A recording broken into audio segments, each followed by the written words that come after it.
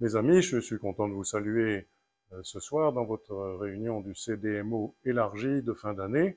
Je devais y participer, c'était inscrit sur mon agenda, mais ce qui n'était pas inscrit sur mon agenda, c'est que le pape m'a demandé de continuer mon ministère ailleurs qu'à Lille, comme vous le savez, et ce soir, pendant que vous vous réunissez, je serai déjà à Paris.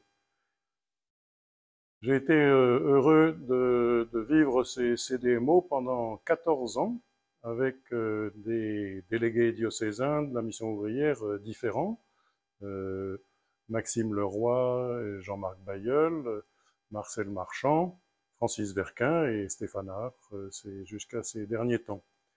Euh, Chacun d'eux a marqué de sa personnalité, de ses façons de faire, la vitalité de ces CDMO qui ont toujours été très vivants, très actifs et je crois très capables de nous ouvrir l'esprit, de nous tenir en éveil sur la mission de l'Évangile, la mission de l'Église, et que vous avez dans vos quartiers, dans vos associations, avec tous ceux que vous rencontrez, tous ceux avec lesquels vous travaillez, vous militez de façon et d'autre.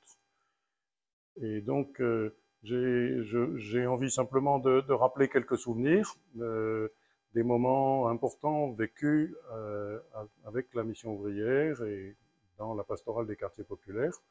Par exemple, dans l'année 2014-2015, j'ai fait avec Monseigneur Coliche une visite pastorale des quartiers populaires.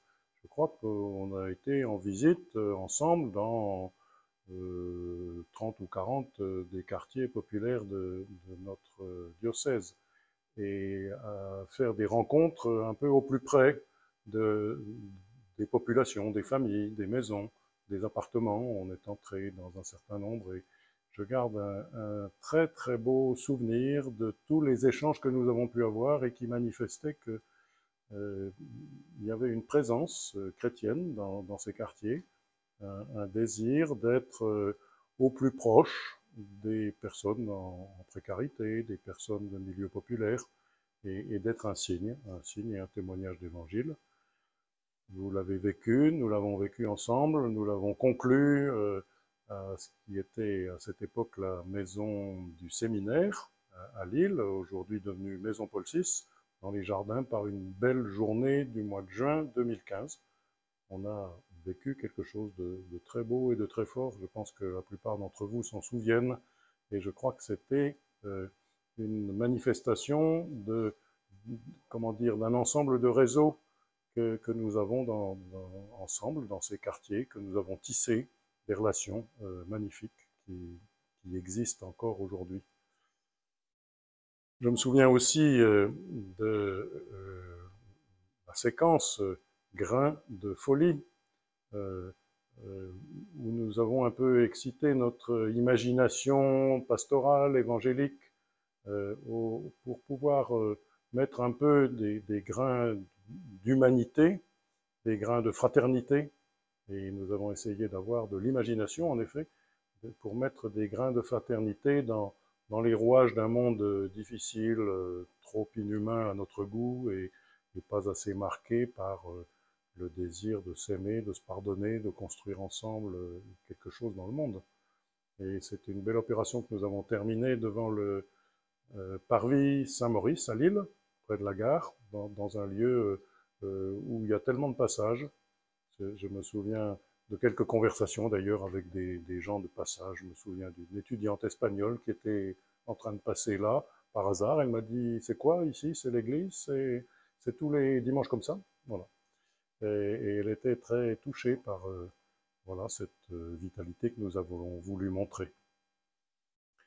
Puis ensuite, il y a eu l'opération Travail soigné qui mettait en valeur l'engagement des soignants, mais les difficultés de leur métier, les difficultés qui faisaient que enfin, les insuffisances du nombre de personnel, etc., et probablement de l'engagement financier euh, pour soutenir un vrai travail dans les hôpitaux et dans le travail social, pour soutenir les personnes en difficulté.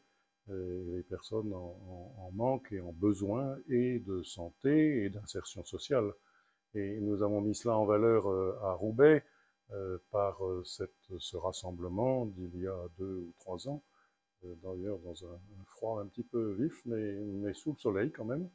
Et je pense que c'était quelque chose de marquant d'avoir pu manifester que les gens qu'on ne voit pas, les gens qui voilà, sont des gens qui se remettent debout et que l'on aide à se remettre debout et à côté desquels on marche pour qu'ils soient et que nous soyons nous aussi des gens debout au service, vraiment, les uns des autres et pour une humanité aussi, toujours plus fraternelle selon le désir même de Jésus dans l'Évangile, de Jésus aujourd'hui, qu'il nous adresse, qu'il nous demande de vivre et de faire vivre.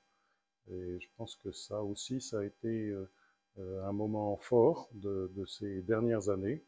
Et je pense que nous sommes capables de manifester de notre engagement fraternel à cause de l'Évangile avec tous ceux que nous rencontrons. Alors de ces années belles et joyeuses et solidaires et fraternelles et pleines d'enthousiasme, je retiens le fort engagement des gens du Nord, le fort engagement des chrétiens. Je vous donne ce témoignage d'avoir eu la joie de participer avec vous et de vous inviter non seulement à continuer, mais à garder et l'espérance et l'imagination d'un avenir possible dans notre société, dans notre monde, dont parfois on reçoit tant de nouvelles un peu décourageantes. Mais voilà, que nous sommes animés d'espérance et nous ne voulons pas rester dans les échecs, et nous savons que le Christ nous invite à marcher, nous invite à donner notre vie. Cela coûte quelque chose à chacun d'entre nous, mais cela nous ouvre à une vie de ressuscité. Je vous souhaite de bien continuer sur ce chemin.